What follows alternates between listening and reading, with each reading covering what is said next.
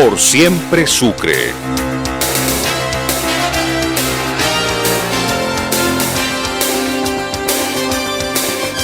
Un mano a mano diario con los personajes que le ponen el hombro a la región.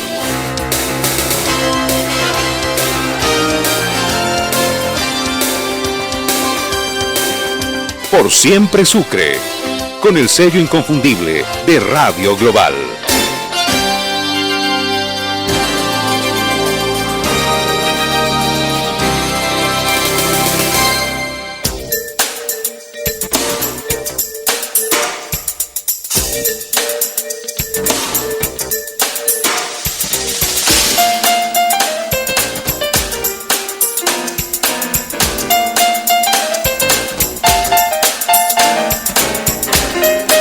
De Global, muy buenas, un gusto de poder compartir la tarde de hoy con el programa vespertino Por Siempre Sucre, analizando con la gentileza de amigos nuestros, de conocidos politólogos, analistas de la coyuntura de lo que pasa en Bolivia y naturalmente de lo que pasa en Sucre. Pero no podemos, o por lo menos yo, no sé cuál es la opinión de mi invitado, pero están jugando en estos momentos, para la gente del fútbol también. Ya son los últimos minutos, ¿verdad, Yamil? Últimos minutos, cuando acabe el partido, me confirma, por favor. Está ganando el Bayern, pero no. Está perdiendo el Bayern Múnich de Alemania 1-0 frente al equipo de París Saint-Germain, el PSG. Está ganando el PSG 1-0, ganó en el partido de ida 5-4, de tal manera que aparece por el momento el próximo finalista que hará frente al Arsenal inglés a fines de este presente mes de mayo. La Champions no deja de ser un evento masivo, mundial y, bueno, bien esperado por la prensa internacional. Antes de presentarlo, ¿a usted le gusta el fútbol o es ateo al fútbol? No. El fútbol es, creo, una religión y sus iglesias son los estadios, dice, ¿no? ¿Cómo dice? Bien, ¿eh? El fútbol es una religión y los estadios son sus iglesias, ¿no? Oiga, qué interesante. Bueno. El fútbol es una religión y los estadios son sus iglesias. Son iglesias. Claro. Oiga, sí. Primera vez que escucho. Sí. Claro, yo también metí la pata a decir, usted es ateo del fútbol. No se puede ser ateo del fútbol. Imposible, ¿no? Sí, pues es una forma de religión, ¿no? Finalmente tiene sus cosas. Yo tenía un profesor que le gustaba mucho el fútbol. De hecho, era considerado algo así como un filósofo del fútbol. Ya falleció, el doctor Luis H. Antesana, Luis Cachín Antesana, ¿no? Sí, y que escribió un texto de un pajarillo llamado Mané, que era a propósito de Garrincha. De Mané Garrincha, claro, un poco. Y él sostenía yo nunca lo vi jugar a Mané Garrincha, seguramente a Garrincha, ¿no? Seguramente se puede ver ahora sus gambetas, la jugada de este jugador, pero decía de que tenía una pierna más corta que la otra. ¿No? Llamaban pierna, yo nunca logré definir o entender la definición piernas condadas, textual. Claro. Una pierna era más corta que la otra pierna. Claro, lo cual le ayudaba, dice, a hacer gambeta. Mire, ese detalle, no sé si decir quién soy para decir, ese problema que tenía Garrincha, una pierna más corta que la otra, le posibilitaba hacer gambetas. Claro, le posibilitaba hacer eso. Él fue estrella, por supuesto, de la selección brasileña. Pero terminó muy mal, me parece que terminó alcohólico, Garrincha. Y con muchos hijos y vencido por el alcohol. Vencido por el alcohol, ¿no? Y claro, pero él filosofaba y decía que cuando Garrincha tomaba el balón era algo equivalente a una poesía.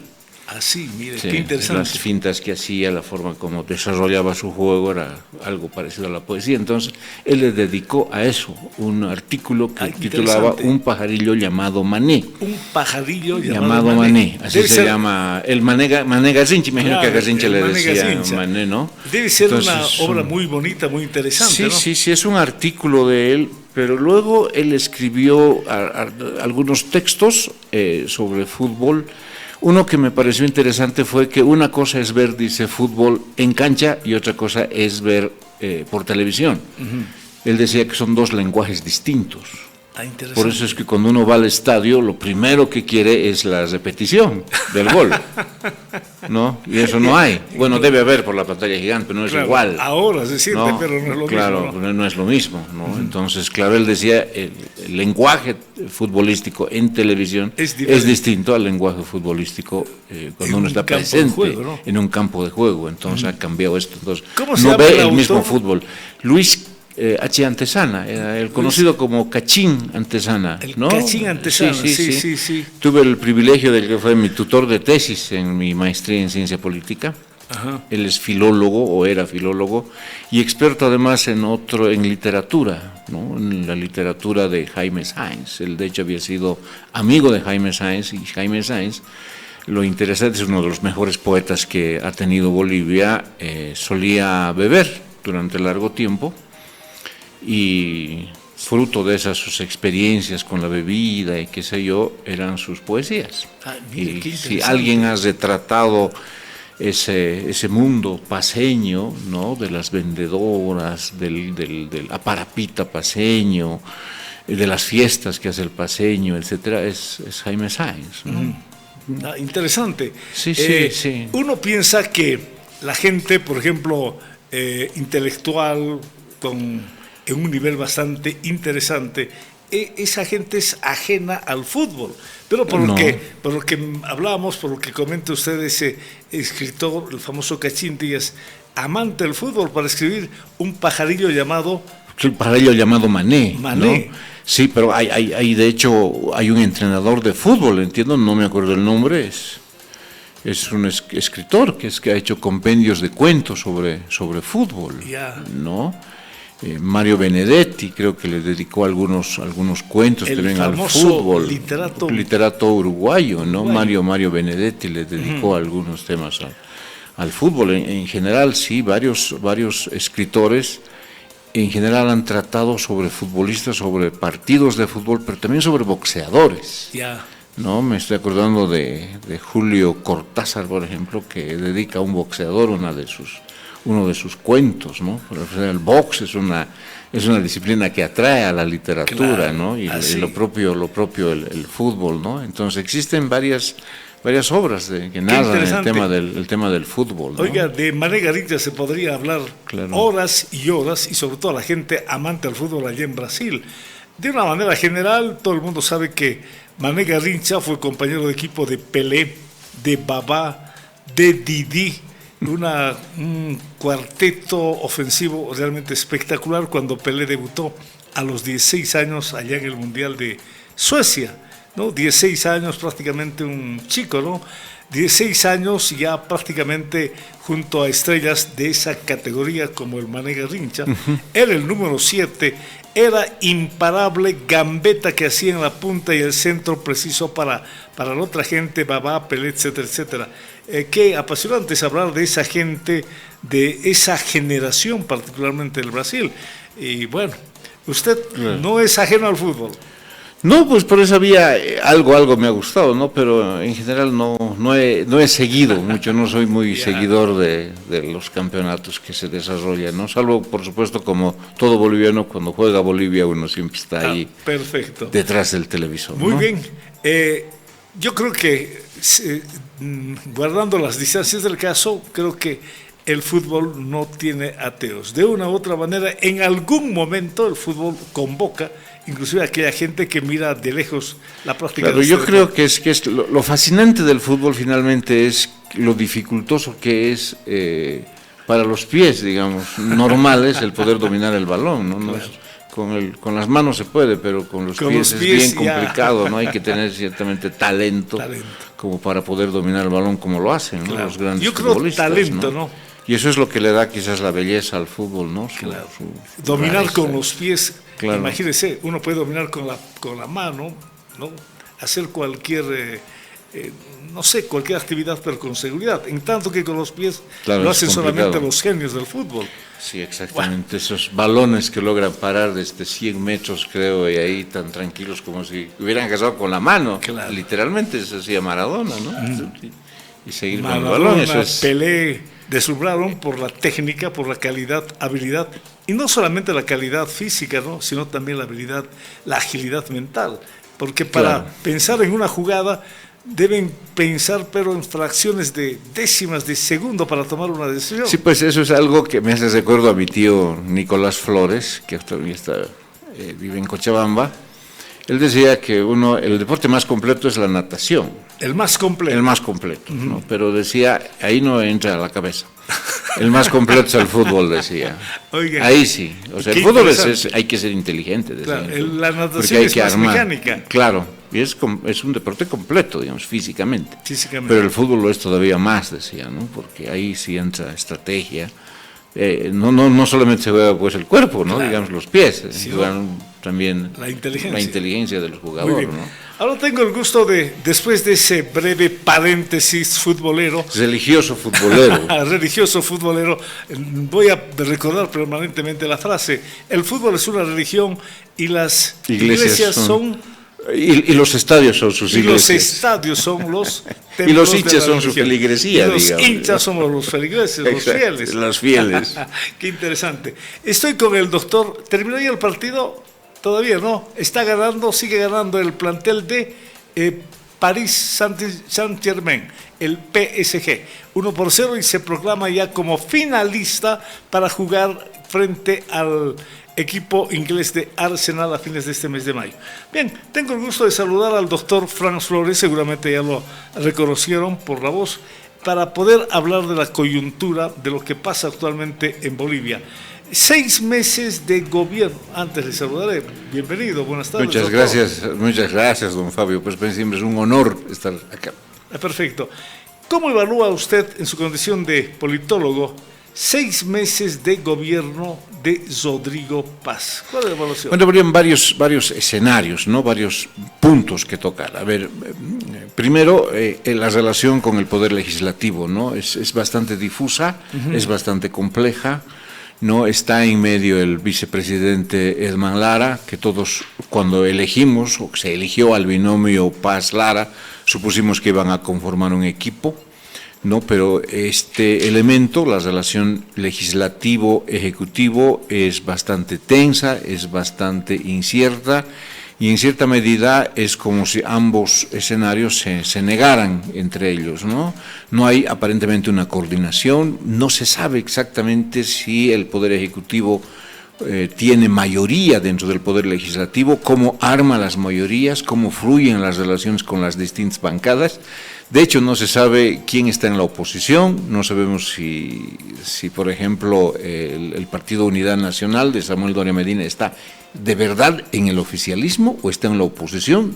Parece ser en el momento crítico, en otro momento no. No sabemos qué rol juega como opositor dentro del Parlamento Tuto Quiroga.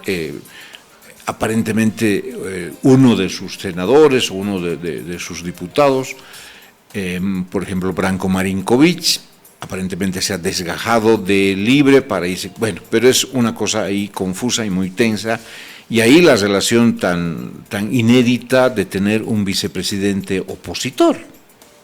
Es lo que tenemos, ¿no? Es una cosa increíble. Algo ilógico, algo irreal, algo que no se ha dado históricamente. O sea, sí se ha dado, ¿no? Actualmente, por ejemplo, en la Argentina, la vicepresidenta es opositora a Milei. En ambos no se habla, ¿no? Milei, digamos, la insulta permanentemente a su vicepresidenta, ¿no? Hay en el Ecuador también. En Ecuador, la vicepresidenta, parece ser que el presidente tiene tuición para designarla en otras funciones. Y en su primer gobierno de Noboa la envió, creo que a Turquía. Sí, no, ni a Europa, a Turquía la mandó, sí. ¿No? Entonces, como castigo. Entonces, esta relación, digamos, es tensa, pero en el caso de Bolivia, esto, bueno, de alguna manera se dio quizás con Víctor Paz y, bueno, su vicepresidente René Barrientos, tal vez también entre Jaime Paz y Siles, pero bueno, en Bolivia tenemos la novedad de que se ha declarado absolutamente opositor y trabaja como opositor, ¿no? Digamos, una evaluación ahí no sería muy positiva, no está fluyendo una relación entre ejecutivo y legislativo, ¿no? Por otro lado, en el ámbito de la economía, ciertamente que el gobierno haya tenido un punto de éxito porque ha logrado por lo menos atenuar el diferencial de los precios o atenuar el tema de los precios de los carburantes en algo, ¿no? Respecto del precio internacional de los mismos. Todos suponíamos que después de eso se venía un cataclismo, con usted mismo hablábamos de que podía haber un escenario recesivo en la economía boliviana después de eso, podía haber una alta conflictividad social. Sin embargo, la gente, todos lo hemos aceptado, hemos considerado que esto le hacía un bien a la economía y ese es un éxito para el gobierno. El problema está que la gente, creo, ha cedido, digamos, ha aceptado este sacrificio en su economía, porque los precios de los taxis, los precios del transporte han subido, a cambio de que la economía mejore. No, esa es la segunda parte, pero que todavía estamos esperando en Bolivia. La economía no está mostrando señales claras de recuperación, ¿no? Y por otra parte, digamos, de manera general, el gobierno adolece de un problema por una parte, de tener un discurso claro de qué es lo que quiere con el país para esta gestión, para sus 5 años, si va a ser de verdad un gobierno que va a iniciar una nueva etapa política y económica en Bolivia, digamos como con Víctor Paz, con el 21060, o más bien va a ser un gobierno de transición entre lo que ha dejado el MAS y lo que viene después del MAS. No sabemos con exactitud y creo que esa ausencia de identidad, digamos, de qué es lo que quiere hacer el gobierno durante estos 5 años, está transfiriéndose como problemas en su capacidad de comunicación, porque no sabe en realidad qué va a comunicar, qué es lo que va a hacer, ¿no? Y yo añadiría ahí un punto más: el gobierno le fue muy mal en las elecciones subnacionales en el 6 meses, es otro, ¿no? capítulo interesante. Esto es importante porque yo sostengo que si se desarrollaba en enero, que es las elecciones subnacionales, quizás hubiera alcanzado un mayor éxito sus candidatos de patria, ¿no? Sin embargo, se desarrolló, sobre todo la segunda vuelta, en un contexto de baja de la popularidad del presidente, y esto sin duda ha afectado en el rendimiento electoral de sus candidatos de patria, ¿no? Pero entonces el gobierno está como que solitario ahí, no tiene vínculos muy fuertes con el poder legislativo, carece de una propuesta clara, tiene problemas de comunicación y por otro lado no tiene llegada territorial a nivel nacional porque no tiene autoridades de su partido a nivel local, ¿no? No podría quizás decir eso de estos 6 meses, ¿no? Coincido con usted al decir que el gobierno de Rodrigo Paz fue de más a menos en estos 6 meses, doctor Flores. Sí, o sea, si uno compara las expectativas que hemos tenido, las expectativas que el mismo Paz había generado, la gente esperaba creo que un poco más del gobierno, ¿no? Lo que yo creo que esperaba claridad en su propuesta, ¿no? Pero no ha habido esto, lamentablemente, no ha habido por eso, salvo esta nivelación de los precios de los carburantes, que ha sido finalmente una medida necesaria, valiente y buena que la ha podido implementar, no sabemos bien cuál va a ser el rumbo de la política económica en Bolivia, ¿no? A ver, le pongo un dato simplemente para comparar. Uno puede decir lo que está haciendo un presidente de derecha como Milei en la Argentina y lo que está haciendo alguien que quizás no se proclama de derecha, pero que está cerca de este polo, como nuestro actual presidente Rodrigo Paz. ¿Qué es lo que ha hecho Milei? ¿Qué es lo que ha hecho Paz en sus primeros meses? Milei, desde el vamos, ¿no? Desde sus primeros días de gobierno, ha reducido drásticamente el gasto público. ¿no? O sea, que había crecido durante la etapa kirchnerista de una manera al 300, 400% del gasto público, es decir, gastos en salarios, gastos en contratación de personal, gastos incluso en gastos universitarios, en subsidios, en todo tipo de cosas. Ha habido una reducción drástica y fuerte, ¿no?, en el gobierno de Milei, pero esto mismo no ha pasado en el gobierno de Rodrigo Paz. Sí, Rodrigo Paz se lo ve como que más cauto, ¿no? El año pasado el ministro de Economía, Espinosa, dijo que iba a reducir el gasto público en un 30%. Sin embargo, esto no ha pasado y esto objetivamente la gente no lo lee, digamos, como una reducción del gasto público, pero la gente está enterada de que hay empresas deficitarias creadas durante el gobierno del MAS que no están produciendo otra cosa que déficit fiscal, ¿no? Están generando egresos, pero no están generando ingresos. Son varias empresas que el gobierno se niega a cerrar, que el gobierno se niega a tomar, digamos, alguna medida respecto de esto, ¿no? Entonces, claro, esta dificultad que tiene el gobierno para plantear las cosas de manera mucho más dura, mucho más radical y sobre todo mucho más claras, ¿no? Le está generando lo que hablábamos quizás antes de iniciar con esta transmisión, de falta de respeto a la gente, ¿no? O sea, no hay un perfil claro de qué es lo que quiere el gobierno, entonces aparentemente todo el mundo ahora le está pidiendo lo que quiere y el gobierno está cediendo a todas las exigencias finalmente, ¿no? En la dinámica que plantea usted, doctor, usted califica de exitosa una de las medidas, el haber eliminado la subvención a los carburantes. No la ha eliminado del todo, pues, del ¿no? todo. Ahora, porque no ha hecho que flote el precio de los carburantes. Ahora, ¿no? a lo que voy. Todo el mundo sabe que a nivel mundial el alza de los carburantes ha subido notablemente. Exacto, lo que hablábamos. Hubo problemas en Chile, con Irán. En la Argentina, pero que en su momento supieron acomodarse, exacto, ¿no es cierto? En cambio, Bolivia es el tremendo problema de todos los gobiernos, jamás asumieron una responsabilidad de poder ajustarse a la realidad. Ahora, se comenta en varios círculos en sentido de que la subvención ahora es mucho más grande que la subvención anterior, porque si la gasolina costaba 10, ahora tendría que costar claro, mucho más, ¿no es cierto? Y que el gobierno sigue, el Estado boliviano sigue subvencionando a través del gobierno y que podría haber una subvención más drástica, más dura, si acaso políticamente decide impulsar el gobierno para superar los problemas. Si no lo hace, deja que pase el tiempo, la situación se ahondará, se volverá más crítica, doctor. Claro, yo creo que el gobierno asumió una medida bastante fuerte, ¿no? Finalmente la subida del precio de la gasolina, por ejemplo, no fue poca, no fue centavos, claro, no fue una medida fuerte. El problema fue que era insuficiente y digamos que desaconsejable desde un punto de vista económico, porque todos los países que tienen saneado este asunto de los carburantes normalmente hacen que el precio de los carburantes que se venden a nivel local guarden relación o estén indexados al precio de los carburantes a nivel internacional.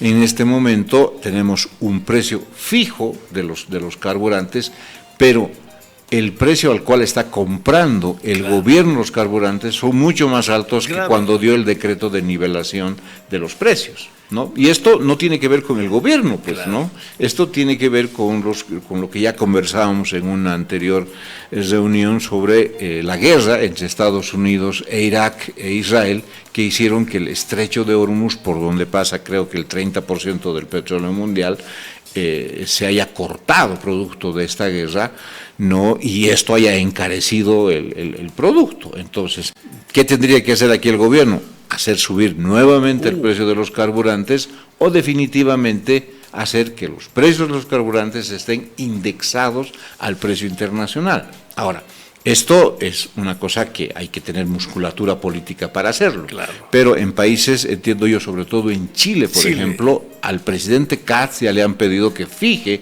el precio de los carburantes y él se ha negado y actualmente tiene problemas de popularidad. Katz, ¿por qué? Porque en Chile el precio de la vida, el costo de la vida se ha encarecido porque el precio de los carburantes automáticamente en Chile están indexados a los precios internacionales, ¿no?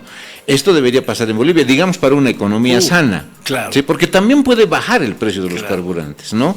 Esta mañana yo leía en esta interesante revista de Economist de que ya había fluido el transporte por el estrecho de Hormuz y que había bajado sustancialmente el precio de los carburantes a nivel mundial. Entonces, en este momento, digamos, Bolivia estaría comprando a un menor precio el carburante a nivel internacional. Entonces, si bien puede subir en algún momento, en otro momento también puede bajar, ¿no? Porque esa es la ley de la oferta y la demanda, no siempre el precio del petróleo va a estar en alza. Pero de todas maneras el gobierno no está encarando esto. El ministro de Economía entiendo que ha dicho que va a volver a nivelar el precio para fines de mayo, eso ha anunciado, no, pero no sabemos si tendrá para ese momento realmente la musculatura política para hacerlo, ¿no? No sé si será lo más aconsejable ahora nuevamente hacer esto, ¿no? Sino que eliminar la subvención a raíz de los precios que se han elevado a nivel internacional. Claro, el discurso del gobierno era, este es el sacrificio que nosotros tenemos que hacer, ese es un sacrificio necesario, tenemos que pasar por este duro momento de la nivelación del precio de los carburantes para que después vengan mejores momentos porque ya tendremos saneada la economía.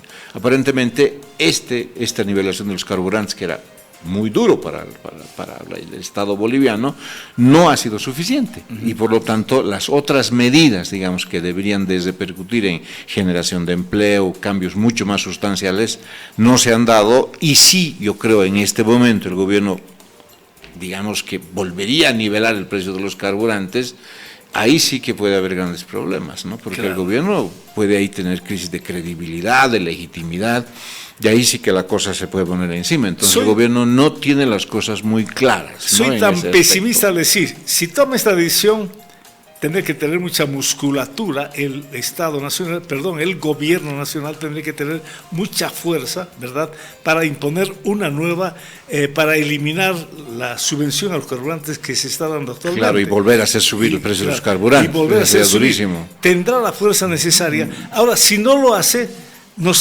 seguimos engañando como bolivianos. Si no lo hace así. Sigue creciendo la bola de nieve. Claro, en lo uno y en el otro la situación es muy complicada, doctor Fran Flores. Es muy, muy complicada, ¿no? Pero hay un dato bien interesante también al margen de esto, ¿no? Que el gobierno está avanzando. Es que el gobierno está de manera, yo diría, informal y un poco oculta, porque no está siendo tema de debate en los medios de comunicación, no está en la agenda comunicacional, el tema que está devaluando el boliviano, de manera indirecta. O sea, en este momento el dólar... el dólar equivale a 6.9, ¿no?, bolivianos, eso es lo oficial. Sin embargo, el gobierno ya ha aceptado dos cosas que son una devaluación del boliviano. Uno con tarjeta de crédito ya puede hacer cualquier transacción en el exterior, puede comprarse lo que quiera, pero a un precio del dólar referencial que llama el gobierno, que es el dólar paralelo, ¿no? Eso ya es una devaluación tácita, es decir, ahorita en este momento, antes no se podía usar tarjeta de crédito, usaban con hasta un límite, digamos, de $100, entonces no servía de nada, pero ahora sí, uno puede ir al exterior y comprar $1,000, $2,000, pero paga el precio paralelo, como si estuviera comprando dólares en Bolivia, lo cual indirectamente, sin decirlo, está haciendo una devaluación, digamos, informal, no clara, digamos, ¿no?, del boliviano. Y por otro lado, ha aceptado también que las remesas que llegan al país sean pagadas por los bancos al precio del dólar paralelo. O sea, ¿qué ocurrió cuando hubo esta enorme brecha? Digamos, el boliviano costaba, el dólar llegó a costar a 16 bolivianos. Entonces, alguna persona que trabaja en la Argentina o trabaja en Europa mandaba sus dólares por las vías bancarias normales, por quienes traen los dólares, ¿no? Pero la persona iba a cobrar y le pagaban el dólar al dólar oficial. Ahora ya no. Le mandan los $100 y los $100 equivalen a 1.000 bolivianos, digamos, referencial, ¿no? Al dólar referencial. Ahora, entonces, consulta. esto es interesante porque una de las recomendaciones, no de los economistas, sino de estos capos economistas de Harvard que fueron contratados por el señor Claure, el que es ahora dirigente del Bolívar o dueño del Bolívar, no lo sé, ¿no? Dicen que una medida básica como para sanear la economía también es finalmente devaluar el boliviano, ¿no? Y eso es lo que está haciendo el gobierno, digamos. No lo está haciendo con aspaviento, no está anunciando nada, porque al fin y al cabo es una medida que puede generar impopularidad, pero está enfrentando ese asunto. Está enfrentando. ¿Usted ¿no? se ha enterado del único precio del dólar? Algo se comentó en la jornada de hoy, que el dólar tendría solamente un precio, ya no el dólar referencial o el bueno, eso ya sería 6.96. decirlo claramente, devaluar el dólar, ¿no? Y hacerlo flotar en función. No, nada, no. Entiendo que No, esa no va a he ser oído la esa próxima noticia. medida del gobierno, establecer Claro. un solo precio. Pero en realidad eso ya está funcionando. Eso ya está funcionando, Eso ¿no? ya está funcionando en Claro. los hechos, ¿no? Porque el comercio exterior, si uno quiere importar productos, Claro. no lo tiene que hacer al precio del dólar paralelo, tiene que comprar en el mercado paralelo, ¿no? Por eso es que lo de las tarjetas, lo de las remesas me parece muy importante, ¿no? Porque la llegada de divisas a un país por remesas para los países latinoamericanos no es poca cosa. Es una buena fuente de ingresos de divisas para un país. Es decir, lo que trabajan los bolivianos en el exterior llega a Bolivia. En calidad de remesa y buena Remesa, plata. y buena plata, ¿verdad? Son $2.000 que envían, digamos que ganan $3.000 al mes, o un poco menos, pero en Europa debe ser ese el parámetro. Ahorran y envían no me acuerdo el nombre de la empresa que hace el traslado de los dólares, ¿no? O el traslado, la transferencia de los dólares, pero antes esto no se podía hacer. Es muy probable incluso que la gente en Europa se lo esté guardando en el bolsillo. Claro. Y esperaba hasta, digamos, Navidad, llegar a Bolivia y llegar con su Y recién cantidad, llegar y con recién plata, ¿no? con el dinero, ¿no? A efectos de que ese dinero no llegue devaluado. Pero sí ahora el gobierno ha abierto la posibilidad de que estas entidades, ¿no? Que transfieren el dinero paguen no al dólar oficial, sino al dólar referencial, pues la gente va a volver a confiar en el sistema financiero, ¿no? Y esto me parece muy importante. Una consulta a manera también de información para la población. ¿Qué diferencia hay entre el crédito que otorga el Fondo Monetario Internacional y el crédito que otorga una entidad financiera como el BID, la CAF, por ejemplo? ¿Hay mucha diferencia? No estoy muy enterado de la diferencia que pueda haber, ¿no? entre ambas entidades. Claro. ¿no? Le preguntaba por lo siguiente: para los movimientos sociales, no solamente de Bolivia, sino también de otros países de Sudamérica, entrar en negociaciones con el Fondo Monetario Internacional era una especie de cucu, ¿no? Inclusive Rodrigo Paz jamás habló de tener relaciones con el fondo, de solicitar créditos al Fondo Monetario Internacional. El que lo había hecho era Tuto Quiroga, así abiertamente: vamos a negociar créditos con el Fondo Monetario Internacional. Hasta hoy le ha ido relativamente bien al presidente Rodrigo Paz con la CAF. Ha logrado $3.500 millones, si no me equivoco, un crédito bastante interesante. Y del BID, del Banco Interamericano de Desarrollo, $4.500 millones. No habrán sido créditos al instante, pero que tienen sus programas, ¿verdad? De 1, 2, 3 años, pero ya es un flujo bastante interesante. 3.500 por una parte y 4.500 millones. Creo que ha sido uno de los éxitos muy interesantes de entradita para el gobierno y que le ha significado un respaldo, por lo menos inicial, de gran parte de la población. Sí, probablemente el crédito de la CAF sea un crédito más blando. Entiendo yo que es un crédito que se tiene que dirigir sobre todo a temas de desastres naturales. Exacto. No, sobre todo a paliar aspectos de infraestructura como caminos, todo. Ese es un crédito, pero finalmente es un crédito que hay que pagarlo, no es un crédito gratuito, ¿no? Claro. Y del Fondo Monetario Internacional puede ser de mayor libre disponibilidad, pero puede ser un crédito mucho más caro, ¿no? Creo que ahí está la diferencia. Puede ser, pero a mí me preocuparía más China, ¿sí? Con quien tenemos una deuda bilateral mayor, los bolivianos, es con China. ¿Cuánto? Y no lo sé, o sea, debe ser una cifra altísima, ¿no? Con la los chinos. deuda general de Bolivia al exterior. Pero es interesante esto, porque los chinos nos están prestando dinero, ¿sí? Para que hagamos caminos, pero ese es un crédito casado. Sí, es decir, te doy el dinero, pero cuando tú construyes los caminos, nuestras empresas son las que van a hacer los caminos, ¿no? La doble vía a Yampara es China, ¿no? Es con crédito chino y son empresas chinas. claro. ¿No? El camino de Jaime Mendoza entre Padilla y El Salto, si no me equivoco, sí. empresa china también. Empresa china también. Entonces, es interesante, es una deuda bilateral que tenemos con los chinos muy alta, ¿no? Y no sé si el gobierno anterior, el MAS, tenía afinidad ideológica, puede ser, tenía más afinidad con China, digamos, le parecía más favorable contraer crédito con China. Pero este es el problema. Y se dice también de que China es uno de los mayores que hace inversión directa en Bolivia, pero no parece ser el caso, porque la inversión directa, que es lo que necesita Bolivia, se hace cuando se crean empresas que funcionan en el largo plazo. Claro. No, digamos, si China coloca coloca inversiones en el litio, ¿no? Y coloca plantas piloto, estas van a funcionar durante los próximos 10 años y eso sí es una inversión directa que va a repercutir en el desarrollo. Pero si la China nos da un crédito que luego va a servir para que sus propias empresas se beneficien, en el fondo las empresas chinas estarían funcionando con dineros del Estado boliviano. Claro. Porque es de ahí de donde sale el pago. ¿No? Simplemente están dando el crédito y luego no es ningún regalo, pero esto es bien interesante el caso de China, que permanece oculto, no es parte de los debates, pero está ahí, ¿no? Creo que el crédito, o mejor la deuda de Bolivia, creo que va por los 6.000, 7.000 millones de dólares. Exacto. A la China, ¿no? Porque de una manera general, usted está más informado, la deuda externa de Bolivia está rondando sobre los 15.000 millones de dólares, ¿no?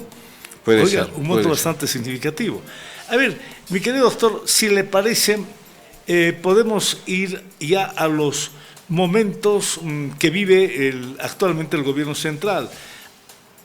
Es un panorama bastante complejo porque el acoso, la presión viene de diferentes sectores. Si le parece, empezamos hablando de la Central Obrera Boliviana. Tuvo el anuncio del Cabildo, no sé si llamar fracaso. El 1 de mayo. El 1 de mayo, ¿no? El famoso Cabildo. ¿Cómo ve a la Central Obrera Boliviana? ¿Está con fuerza en estos momentos como para exigir? Se hablaba de un 20%, la propuesta de incremento salarial para la clase obrera, pero no pasó absolutamente nada. ¿Cómo ve este tema de la Central Obrera Boliviana, que es una de las, ¿qué le digo?, uno de los sectores que también está incomodando al presidente Paz? Bueno, hay varios sectores que hoy están incomodando al presidente Paz, ¿no? Uno de ellos es el comité, yo diría, las élites políticas cruceñas, ¿no? Uh-huh. Ahí incluiría incluso a Saucedo, el presidente del Tribunal Constitucional, ¿no? Que ya no está tomando acciones típicas de su cargo, digamos, sino ya aparecen actitudes políticas las que ha asumido, ¿no? Entonces, digamos, este caso yo le señalaba antes de esta entrevista, se ha dado en Santa Cruz, ¿no? Una vez que falleció o fue asesinado del Tribunal Constitucional, ¿verdad? El magistrado del Tribunal Constitucional, agroambiental. El comité cívico y agroambiental llamó al ministro Oviedo para que dé una explicación, ¿no? Pero era una llamada como un poco autoritaria, ¿no? Porque finalmente el ministro ahí estaba solo y ahí estaba el gobernador, el nuevo alcalde, el presidente del comité cívico, y que parecía que ellos dominaban la reunión y ellos exigían. Y además esta reunión se dio un hecho simbólico bien fuerte y un mensaje bien fuerte al país y al propio gobierno. El presidente del tribunal, Saucedo, constitucional, entiendo, sí, fue con un chaleco antibalas, ¿no? Para señalar con eso de que Bolivia estaba inerme ante las acciones delictivas, ¿no? Que él no tenía otra que ponerse chaleco antibalas porque no gozaba de seguridad, ¿no? Y este era un mensaje claro al gobierno, decirle, tú, gobierno, ¿qué es lo que estás haciendo por la seguridad? No solo mía, sino de todos los... Entonces es una actitud política, simbólica, que él llegó a la reunión con el chaleco antibalas. El otro caso fue el mismo 1 de mayo. Sí. El mismo tema, pero al principio había cierto galanteo del presidente del Tribunal Supremo hacia el presidente Rodrigo Paz al principio. Claro. Estamos recordando, por ejemplo, que en el discurso hablaba de decretos, de la simpatía hacia el gobierno de Rodrigo Paz, pero eso ha ido cambiando según pasó el tiempo para ser hoy, usted dice, parece que estuviera actuando un protagonista político, no un presidente del Tribunal Supremo de Justicia. Lo mismo pasó en el caso del 50-50. Él salió a la palestra pública a censurar, entiendo, a la viceministra de ese momento, no me acuerdo su apellido, ¿no? Pero él ya asumió ahí una postura, dijo, lo del 50-50 es un tema papel casi fundamental similar al para el del país, todo, ¿no? exgobernador Fernando Camacho. Claro, que asumió una posición política, pero uno dice, ese quizás no sea el rol que le deba cumplir al cargo que él ostenta, que no debería de tocar esos puntos, pero lo hace, ¿no? Y lo hace con cierta frecuencia, pero claro, hay una contradicción, porque me acuerdo una vez que posesionaron a Rodrigo Paz, al poco tiempo hubo una reunión acá, en el centro de convenciones, organizada justamente por Saucedo, entiendo, donde le hicieron una petición, una cumbre judicial. Una cumbre, sí, en el Centro Internacional. Que fue muy corta, parece que no llegaron todos los invitados, pero finalmente se realizó. Estuvo ahí Rodrigo Paz y ahí Saucedo lo anunciaba una nueva etapa en la justicia boliviana, como producto también de una nueva etapa política en Bolivia. Han pasado 6 meses. Han pasado 6 meses y no hay nada, y él claramente se lo puede ver como un actor político que trata de mostrar las debilidades que tiene el gobierno en el tema, en este caso, de seguridad y en otras más.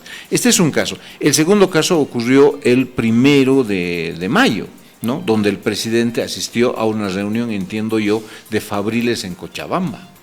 Y él estaba ahí presente, ¿no? Y uno de los dirigentes, imagino, le dijo, usted habla de Bolivia, Bolivia, Bolivia, Bolivia, ¿verdad? Que suele repetir así el presidente, pero nosotros le queremos hablar de empleo, empleo, empleo, empleo, ¿no? Que era, digamos, dada la magistratura del presidente, no era la forma de expresarse ni de referirse estando el presidente ahí, pero esto ya se lo hizo, ¿no?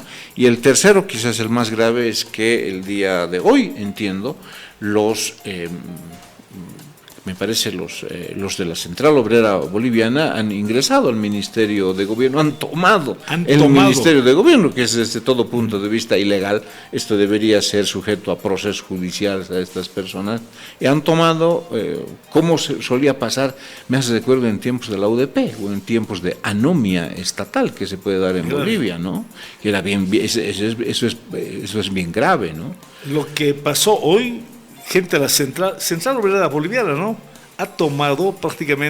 Tomó el edificio del ministro de Trabajo, que está a pocos pasos del Palacio de Gobierno de la Plaza Murillo, y es muy preocupante. Simbólicamente hablando, es muy interesante el tema, porque el gobierno está perdiendo autoridad, ¿no es cierto? Hay falta de Estado en ese tipo de situaciones, y uno viendo lo que pasó hoy, no habíamos visto una escalada de violencia que nos recordaba tiempos pasados. En la época del MAS había mayor control.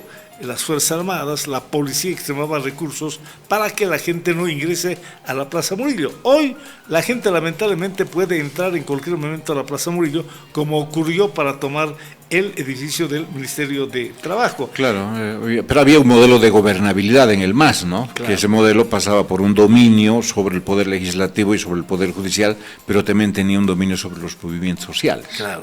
O sea, finalmente, cooptados o no, la dirigencia de la COP estaba con el MAS. Este tipo de situaciones no se dieron. No se dieron porque los tenía contentos, pues, a los dirigentes. También eso es una realidad. Los dirigentes no salían a protestar, las élites sindicales estaban ahí tranquilas, porque sus dirigentes o bien habían sido anuladas cuando se ponían respondones, o bien habían sido cooptados cuando se resistían, digamos, a acatar las órdenes de Evo Morales. Hoy el gobierno no tiene ese poder, no tiene la capacidad económica, social, política, como para cooptar estas dirigencias, y las dirigencias ya están actuando de manera independiente del Poder Ejecutivo. Es por eso que están pasando estas cosas. Claro. El Evo Morales tenía los recursos como para poder cooptar. Usted sabe que les regaló hoteles. Imagine, el actual dirigente de la Central Obrera Boliviana goza de un sueldo que creo que llega a los 35.000 bolivianos. Uno no sabe por qué lo hace, pero tiene ese sueldo. Pero eso ha sido permitido durante el gobierno de Evo Morales. Es decir, había una élite dirigencial, sindical y de los movimientos Controlada. sociales que estaba controlada y cooptada, y ese era un modelo de gobernabilidad que se había dado en Bolivia. Ese modelo de gobernabilidad, lamentablemente, bueno, no lo tiene el gobierno de Rodrigo Paz. Lamentablemente, para Rodrigo Paz no tiene la capacidad como para hacer eso. Entonces, lo que tiene es un actor que ya actúa como opositor y actúa en las calles como tal. Los tiene al frente a los transportistas, los tiene al frente a la Central Obrera, los tiene al frente al Comité Cívico de Santa Cruz, y claro, en ese escenario se hace mucho más complicada la gobernabilidad, y lo que usted dice, el tema de faltarle el respeto finalmente a la autoridad estatal, ¿no? Lo cual es grave, por cierto. De más a menos, lamentablemente, eso pasa en cuanto al sentimiento de apoyo de la población y sobre todo los sectores sociales. Por ejemplo, estaba recordando con un compañero, era muy difícil que los movimientos sociales, con sus marchas, sus movimientos, su presión, ingresen a la Plaza Murillo. Por lo menos 2, 3 cuadras al Manzano había un control policial, pero muy, muy estricto. Habían vallas que impedían. Hoy la gente puede entrar fácilmente. Lo que pasó en las horas precedentes, han tomado el Ministerio de Trabajo. Eso no pasaba en el MAS, y usted Eso tiene no toda ocurría. la razón del mundo. Los dirigentes, la élite sindical estaba comprada. Exacto.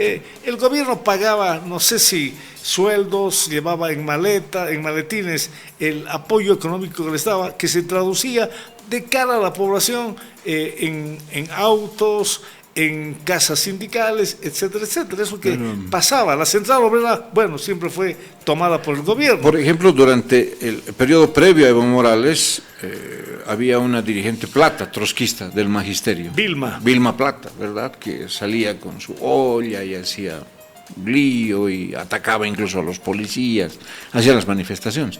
Pero entra Evo Morales y les ha dado todo lo que querían a los trabajadores del magisterio, ¿no? Salarialmente, digamos, hablando, no sé qué tipo de medidas se me han tomado, que los ha tenido contentos todo este periodo, ¿no? Y actualmente la ministra de Educación está tratando de poner algún tipo de orden en ese desorden que hay actualmente.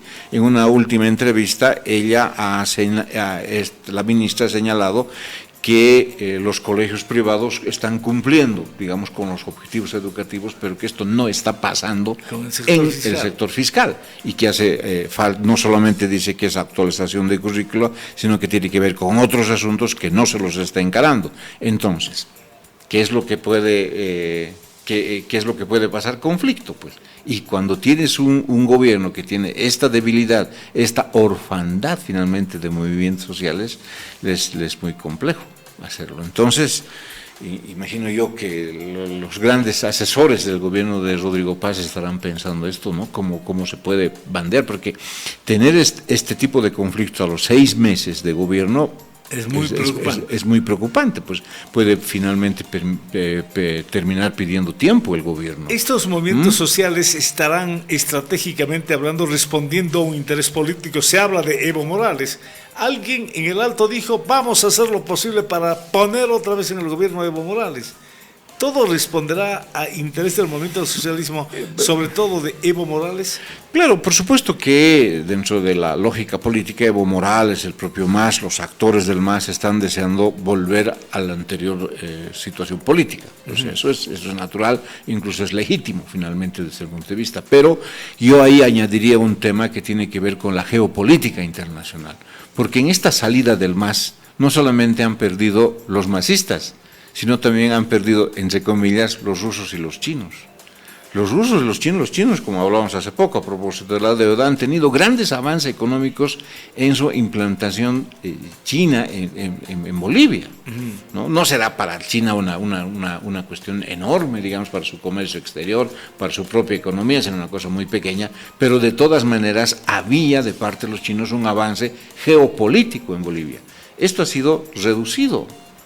Y peor aún de los rusos, el embajador ruso, ¿verdad?, ha estado en la posesión de Loza, levantando la mano izquierda, ¿no? Como si fuera un masista más. Una jugada política. ¿No? Y además ha atacado a un periodista de una cadena de Brújula Digital, entiendo, diciendo de que se trata de una persona loca, ¿no? Así dice del periodista, que además tiene obsesión con Putin. descalificando, o sea, haciendo una injerencia política explícita en Bolivia. Y esto solamente se puede entender por el hecho de que, por supuesto, geopolíticamente para Rusia no le interesa, no le parece muy simpático el tener a un gobierno como el de Rodrigo Paz. Claro. Entonces hay muchos intereses en juego, no solamente son los intereses de Evo Morales del MAS, también son los intereses geopolíticos a nivel mundial, más aún cuando tienes a un presidente como Donald Trump que ha puesto una valla muy fuerte y les ha dicho claramente en una reunión a los líderes de derecha latinoamericana, les ha dicho, acá hay que parar a China. Y claro, y no solamente en el tema Rusia-China, ¿no es cierto?, sino también a nivel de Sudamérica, ya, con el tema de los gobiernos socialistas del siglo XXI. Claro que ha habido una transformación. Claro. Ahora la tendencia, dicen que es un ciclo que puede durar 10, 15, 20 años para que entren los gobiernos llamados conservadores o los gobiernos de derecha. Entonces, no se ve en el camino, de acuerdo a la lógica, con este pensamiento, de tener a gente vinculada a sectores de izquierda, a los mal llamados, digo mal llamados, tengo mis motivos, decir gobiernos progresistas, ¿verdad? Claro, entonces, sí. Muy complicado, ¿no? Claro, ha habido un cambio geopolítico muy fuerte en Latinoamérica. Ese es un tema también que debería de entrar al análisis político. En Chile ya no está un gobierno de izquierda, está Kast, ¿no? Que es otra cosa, ¿no? Que tiene una enorme simpatía con la política de Trump. Su partido se llama Partido Republicano. Tenemos a Milei, que, mire, para horror de los rusos, ha invitado a su posición, a posición de mando Milei, a Zelensky. Zelensky ha estado en la Argentina, el presidente de Ucrania. Claro. ¿Ah? Eso es obviamente un insulto a Rusia. Es un reto, un desafío a Rusia, es un desafío a Rusia. Se ha declarado explícitamente pro-israelí, ¿no? O sea, antipalestino, pro-israelí, pro-norteamericano, ¿no? O sea que hay un giro político en Latinoamérica, ¿no? Y está habiendo una especie de desplazamiento geopolítico de los que anteriormente dominaban estos países, como Rusia, China, en parte Irán, que están resistiendo este golpe y que tienen mucho interés en volver también a una situación pasada, cuando había los gobiernos de izquierda. Entonces ahí hay mucho juego, pero sin duda que si Evo Morales está pensando en general, ve con mucha simpatía, digamos, que se genere ingobernabilidad, lo hace de manera finalmente legítima, pues está haciendo política, ¿no? Claro. Ahora, el tema de Evo Morales es muy complejo. El gobierno es débil al no tomar otras medidas porque tiene juicios pendientes, Evo Morales, ¿no es cierto?, con temas pendientes con la justicia, el tema que todos conocemos, vinculado con una menor de edad, ¿verdad? Está respetando mucho, no presiona a la justicia para que la justicia pueda hacer algo contra Evo Morales. Bueno, debería ser una de sus prioridades, ¿no? Si uno lee, uno de los grandes éxitos políticos que ha tenido Evo Morales ha sido el encarcelamiento de Luis Arce, ¿no? O sea, ha sido un gran punto a favor. La gente lo veía como un gobierno corrupto, hoy verlo tras las rejas, la gente ve y dice, hay mano dura, hay la voluntad, todo esto. Pero por alguna extraña razón, esto mismo no quiere hacer con Evo Morales, ¿no? Miedo, y aquí temor. por eso nosotros podríamos repetir aquí que tiene miedo, temor de que el encarcelamiento de Morales derive a su vez en un movimiento social, en movimientos de protesta, que termine por generarle mayor ingobernabilidad todavía, ¿no? Lo cierto es que creo que la policía boliviana no se encuentra como que capacitada, no se encuentra con las fuerzas como para poder detener a Evo Morales, ¿no? Que finalmente uno puede pensar que está oculto en el Chapare. Tampoco es una persona que esté como Marcet, ¿verdad?, haciendo fiestas en pleno centro de Santa Cruz, porque es lo que ocurría, claro, ¿no? Que iba a jugar racquetball, que iba a hacer gimnasio, o sea, llevaba una vida normal Marcet, hasta que el gobierno finalmente decidió extraditarlo a los Estados Unidos. Pero esto mismo no pasa con Evo Morales, claro, ¿no? En las horas presentes, me ayuda a precisar el cargo, es viceministro, entiendo, el señor Paredes. Sí, Hernán Paredes, Hernán Paredes, ¿no? Exalcalde del Alto, antes del 2006. Exacto, es viceministro en el actual gobierno. Viceministro de Seguridad Ciudadana. Y ha pedido Ciudadana a los Estados Unidos investigar a Evo Morales, así textual. Sí, sí. Ha pedido a Estados Unidos investigar a Evo Morales un vínculo o un posible vínculo con el narcotráfico. Sí, pero claro, puede pedirlo, pero uno puede pensar que los Estados Unidos sí lo están haciendo. Otra cosa quizás que no lo revelen o no revelen sus conclusiones, claro, pero los Estados Unidos sí lo está haciendo. Le pongo el caso, hoy uno de los gobernadores de una región donde campea el narcotráfico, ¿no? El gobierno de los Estados Unidos ha pedido su extradición. Este gobernador es del partido Morena, del partido que hoy día está en el poder, y ha generado un lío político interno enorme en México. O sea, Estados Unidos ha solicitado la extradición de alguien que Estados Unidos considera ha llegado a ese cargo apoyado por el narcotráfico, financiado por el narcotráfico, y se dice que los narcotraficantes atemorizaban a sus opositores políticos o bien los secuestraban con la finalidad de que este gobernador llegue al cargo que ostentaba. Él ha renunciado, ha salido del cargo, pero no se ha dado un proceso de extradición, ¿sí?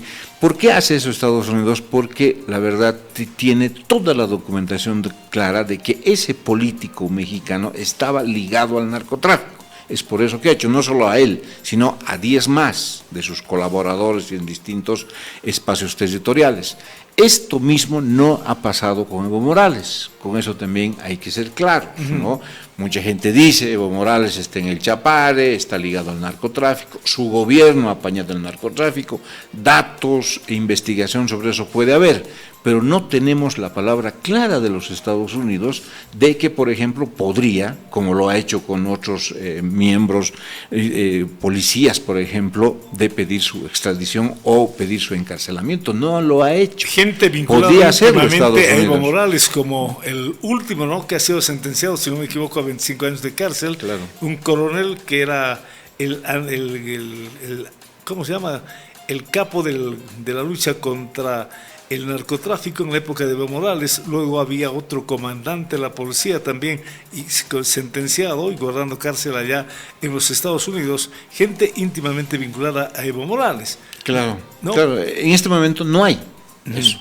O sea, no hay el pedido de extradición de Evo Morales. No hay.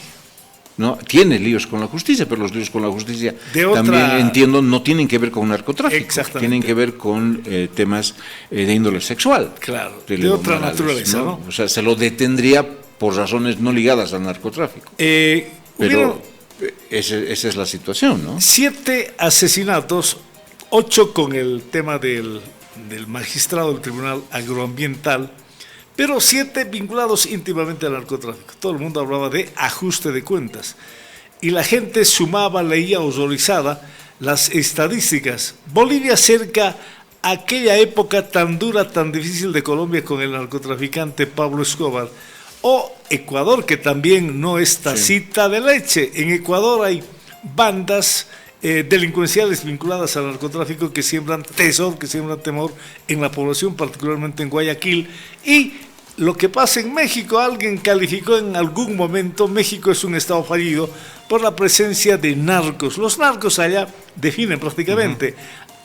Si no les gusta un candidato o una autoridad, no hay ningún problema, los sicarios actúan en el momento. Bolivia está lejos, cerca de este escenario tan duro, tan complicado. En un escenario, digamos, tipo México o Ecuador, creo que está lejos. ¿No? de este escenario, ¿no? Pero el problema está que hay datos como para decir que estamos en ese camino, ¿no? Grave. En México, Manuel López Obrador había utilizado la lógica de no balazos, sí abrazos y no a los balazos. Que esto en el fondo significa una convivencia con los narcotraficantes, o con el narcotráfico, ¿no? Es decir, no encarcelar a los grandes capos del narcotráfico, marcarles ciertos ciertos límites, desarrollar ciertas políticas, pero no atacar a las estructuras mismas, políticas, económicas, delincuenciales, de redes financieras económicas del narcotráfico, ¿no? Y hoy, con la presidencia de Trump, ¿no?, esto ha cambiado. Es una exigencia de primer orden el hecho de luchar contra el narcotráfico, que además los Estados Unidos consideran un delito de terrorismo, es decir, un ataque directo al Estado norteamericano. Y en esa vía han solicitado por eso la extradición de este gobernador de un estado de México, y esto va a obligar, imagino yo, a todos los países en Latinoamérica a tomar medidas mucho más francas respecto de los narcotraficantes. Ahora, uno puede creer que de alguna manera Rodrigo Paz estaba, por así decir, estaba siguiendo la línea o los mandatos de los Estados Unidos al detener, como lo ha hecho, a Marcet. A las 48 horas del acuerdo en Miami, exacto, Estados Unidos, 48 claro, horas. Todo el mundo claro. pensaba que la detención de Marcet era producto del acuerdo, no recuerdo ya el nombre de la cumbre que reunió a muchos presidentes latinoamericanos, sí, con el presidente Trump, ¿no es cierto?, de sí, protección y de lucha abierta contra el narcotráfico. Claro, podía deberse a esto, o puede ser el caso, ¿no? Pero el problema está de que los narcotraficantes tienen un gran poder, tienen incluso un poder político, tienen llegada con jueces, tienen llegada con fiscales, tienen llegada con policías, ¿no? Y la respuesta que pueden tener una vez que han sido encarcelados esos grandes capos es la violencia, y probablemente eso es lo que se ha desatado. No está muy claro, pero hay una persona que estaba conduciendo un automóvil, estaba creo que en una carrera automovilística, y ahí fue acribillado, claro, ¿no? Y que era un cercano a Marcet. Uno puede creer que Marcet finalmente está haciendo un ajuste de cuentas con aquellos que para él lo habrían traicionado, ¿verdad? Entonces, bueno, las cosas son complejas. El problema está que los gobiernos no tienen la capacidad estatal como para poder enfrentarse claramente al narcotráfico. Ahora, uno no sabe qué es lo que está haciendo la DEA en Bolivia. Imagino que uno de sus grandes éxitos ha sido justamente lo de Marcet. Uno no puede creer que detrás de esa extradición tan rápida, claro, que se dio, de esa expulsión, entiendo, de Marcet, no hay estado las manos de la DEA norteamericana. Sin duda que lo ha estado, sin duda que lo ha estado. ¿Qué pasó, ¿no?, con la DEA aquí en Bolivia, ¿no? Porque estoy recordando con exactitud, la cumbre en Miami fue viernes, sábado, domingo. Y a la semana siguiente, el día viernes en la madrugada, Marcet detenido, ¿no? 3 de la mañana, poco a poco la información, al principio muy difusa, muy débil, pero que fue consolidándose. Y a las 10 de la mañana Marcet ya estaba camino a los Estados Unidos. Y le generó quizás un acercamiento muy fuerte con Trump. Trump lo ha debido ver con muy buenos ojos. Imagino yo que habrá tratado de felicitar al presidente, debe decir muy bien. Pero le generó problemas al gobierno boliviano, porque fue tan mal llevada a cabo esa que no hubo, dice, fiscales, que debía de haberlo en la toma del edificio, la casa de Marcet, ¿no? Los policías que entraron encapuchados les robaron todo, creo que hasta la ropa de Marcet se lo llevaron, joyas, relojes, dinero, ¿no?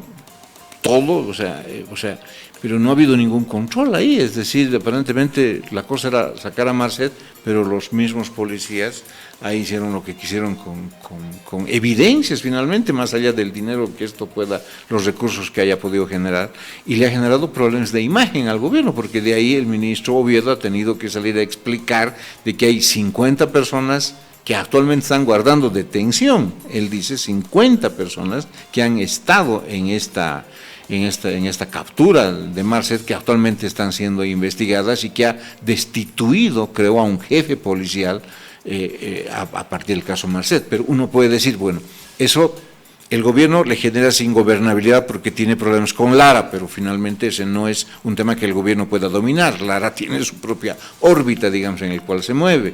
Los movimientos sociales se han desgajado del gobierno, tampoco es una cosa que pueda dominar. Pero en el caso Marcet podía haber hecho las cosas más o menos bien, digamos, ¿no? Pero y ese es un problema de eficiencia gubernamental. Aisló al Ministerio Público. Claro, por eso no estaban fiscales no ahí. Participó Y el deberían Ministerio de haber Público participado fiscales. por algún temor que el operativo pudo haber fracasado porque alguien pudo haber alertado a Marcet. Podía a haber ese sido. extremo llega la desconfianza en la institucionalidad del país. Correcto. El Ministerio Público que no participe en un operativo de esa magnitud, oiga, pone susceptible a la opinión pública y le permite crear sus propios conceptos, ¿no? Claro, ese es el gran problema, pero por lo menos eso podía haberlo hecho el gobierno bien. Pero aparentemente los Estados Unidos tenía premura por capturar a Marcet, le dijeron, hay que hacerlo. Ellos hicieron lo que pudieron, hicieron una cosa improvisada, pero el lado interno es en el que ha quedado mal. Hoy día, uno de los ministros, imagine que luego de la captura de Luis Arce, estaba fuertemente potenciado, se lo veía como un ministro serio, que hablaba poco, que hacía las cosas bien, que era diligente, ¿no?, que tenía experiencia en el asunto de policiales, de régimen interno, etcétera, ¿no?, como es el ministro Oviedo, además con mucha experiencia, se decía, y mire, es uno de los ministros que hoy ha ingresado a ser interpelado. Cuestionado, ha salido, digamos, inerme de la interpelación, no ha habido su censura, pero estamos hablando del ministro un poco el más poderoso del gabinete de paz. Él mismo pidió la interpelación, ¿no? Él mismo pidió, pero hay el caso de las maletas que no se ha aclarado del todo, hay el caso de Marcet que no se ha aclarado del todo. Que definitivamente desaparecieron las 32 maletas. De 32 maletas, pero será, ¿no?, tan fácil, la opinión pública no logra asimilar de inmediato que alguna autoridad diga, desaparecieron las 32 maletas, el culpable es un subteniente. Uno no es tan tonto como para poder aceptar fácilmente una aclaración de esa naturaleza. No se puede, la gente ha entendido esto perfectamente, ¿no?, que eso ha tenido que ser algo organizado, algo planificado. Claro. No todo lo que ha ocurrido ha sido algo que se ha planificado en el exterior con agentes bolivianos, con actores del exterior, ¿no? Pero el gobierno que no haya hecho nada, que haya dado versiones contradictorias sobre este asunto que ha dado distintos tipos de versiones. Por eso, el gobierno ahí tiene problemas, ¿no? Claro. Eso también tiene que ver problemas de gestión. Es decir, no solo es un problema de querer, digamos, luchar contra la corrupción, de querer mejorar Bolivia, de querer a Bolivia. El problema es que tienes que tener personas capaces de que te hagan gestión a esos niveles. Y si el ministro Oviedo no puede hacerlo, con todo ese cartel que tenía de ser un ministro serio, con vasta experiencia en este asunto, ¿quién lo puede hacer en Bolivia? Claro. Capacidad y transparencia. Capacidad y transparencia. Eso es lo que... ¿Qué venían las 32 maletas? No creo que haya venido droga desde allá. ¿O qué tipo de droga? No creo que hayan venido muñequitas, juegos de regalitos de Navidad, ¿no es cierto? Sí. Seguramente vino, la especulación de la gente. Ya supone mil cosas, ¿no? Que venían miles de dólares ahí en las maletas, etcétera, etcétera. Es un tema pendiente que el gobierno no tuvo la capacidad de aclarar en su momento. No tiene, y esto puede ser una cosa que venga increciendo, digamos, ¿no? Se puede quedar como estigma y que en cualquier momento, porque ese tema de las 32 maletas es motivo de charla en el grupo de amigos, en el grupo, en fin, de tanta gente, reunión de la esquina, y las 32 maletas ya es un estigma para el gobierno. Ese es el problema, ¿no? Por eso el gobierno está cometiendo errores, ¿no? Y esos errores le están costando problemas de gobernabilidad. Ya ha renunciado el ministro de Hidrocarburos, porque no ha podido solucionar el otro gran tema, que es abastecimiento de carburantes y gasolina basura. Claro. Ha tenido que renunciar, y esto es, por eso el gobierno está entrando en un escenario bien complejo.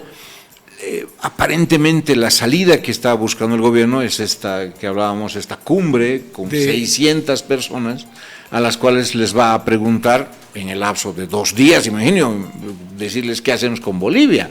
Esto es más una muestra de debilidad que de fortaleza en mi criterio, ¿no? Porque un gobierno tiene que tener un plan, tiene que decir, este es el guión, esto es lo que vamos a montar, este es el acto 1, el acto 2, el acto 3 y este es el epílogo. Ahora, que ustedes quieran poner ahí el actor que sea blanco, sea mujer, sea niño, sea adulto, eso ya depende de ustedes, pero esto es lo que vamos a hacer, este es el guión de la película. Y ahora, cómo quieran la película en blanco y negro a colores no me interesa, pero es el guión. Pero si el gobierno no tiene un guión como para poderlo plantear en esta cumbre, de qué van a discutir todos. ¿Cuál el objetivo final? Claro, va a ser, es algo así como se suele hacer cuando se hacen proyectos económicos, una especie de lluvia de ideas, ¿verdad? Bueno, tenemos este problema, a ver, cada uno que cree cómo podemos solucionar. Pero eso no puede hacer un gobierno. Esta cumbre de 600, entiendo, cada día estamos tras la noticia, pero aparece de la noche a la mañana. No ha sido un proyecto planificado con un objetivo determinado. Más obedece, yo creo, a la coyuntura, a la presión de la Central Obrera, el Comité Cívico de Santa Cruz, los transportistas, los maestros que prácticamente están en un ambiente, poniéndolo prácticamente en un ambiente muy complicado para el gobierno. Aparece en las horas precedentes esta cumbre de 600. El objetivo busca un entendimiento político, una especie de autorización de no sé si llamar institucionalidad, porque van a estar políticos, empresarios, movimientos sociales, etcétera, etcétera. No sé si buscando la autorización de estos el gobierno para presentar los proyectos de ley que deben cambiar la realidad del país, la ley de la minería, la ley del petróleo. Pero eso no lo puede hacer. Por eso a mí me da la impresión de que el gobierno ha dejado de ser un gobierno que busca, digamos, los cambios profundos de este país, una especie de el MNS de 1985, ¿no? Porque a partir del gobierno de paz se reconfiguró la economía, el Estado boliviano en realidad, ingresamos a un modelo neoliberal. ¿Sí? Ha dejado de pensar que es el inicio de un cambio profundo para convertirse en un gobierno de transición. Es un gobierno, digamos, que busque los principales acuerdos, los elementos que nos unen a los bolivianos, los proyectos que necesitamos, como para decir, bueno, yo he establecido los acuerdos y ahora lo que queda es poner en marcha los mismos. Pero de esa responsabilidad no me voy a hacer cargo yo. Y esta podría ser el sentido de este anuncio, ¿no? Una especie de búsqueda de salvataje, un salvavidas que le permita, digamos, hacer que todos los actores confluyan en esta reunión, ahí traten de ponerse de acuerdo en algunos temas, imagino, que le den un norte al gobierno. Pero un gobierno que le pida a su ciudadano que le diga qué hacer y un gobierno que no plantea qué es lo que se debe hacer, cuál es su proyecto, es un gobierno claramente débil, ¿no? Y esto no debería pasar, a mi criterio. Oiga, veo el reloj y lamentablemente ya tenemos que hacer alto en el programa. Tenía muchas preguntas, no hemos abordado temas de carácter local.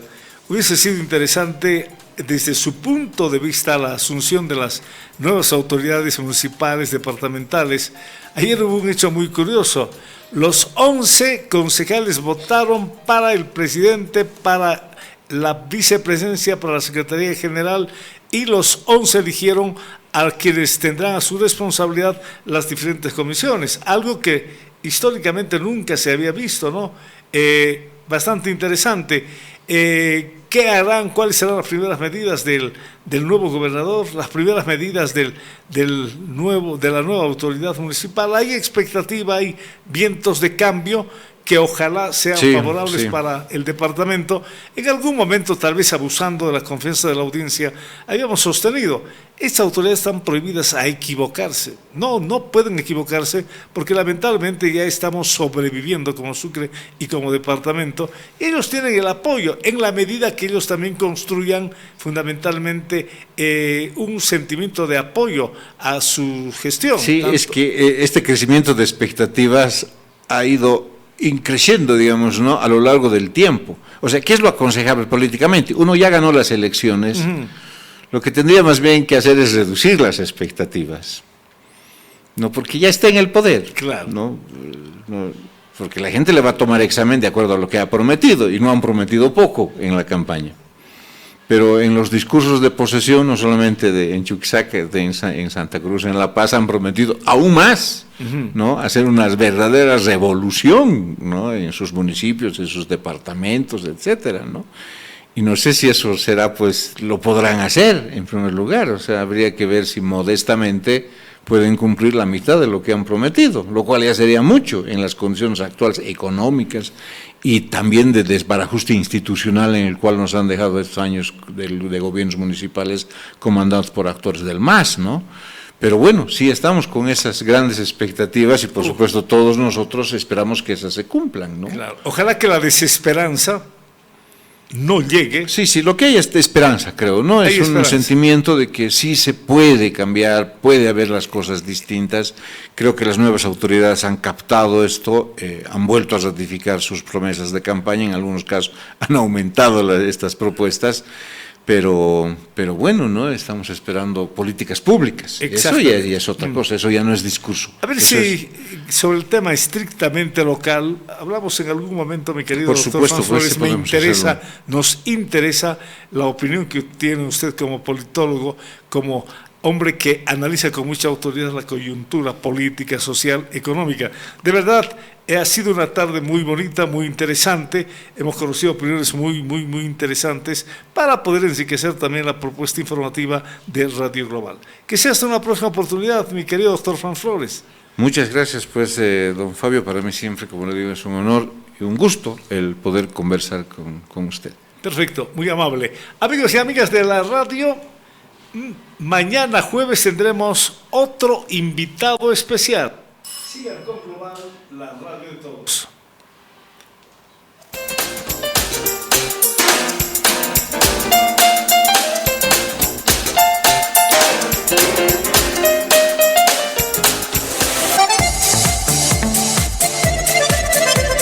En el día, por la tarde y en la noche escucho.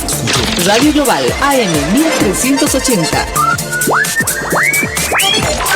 106.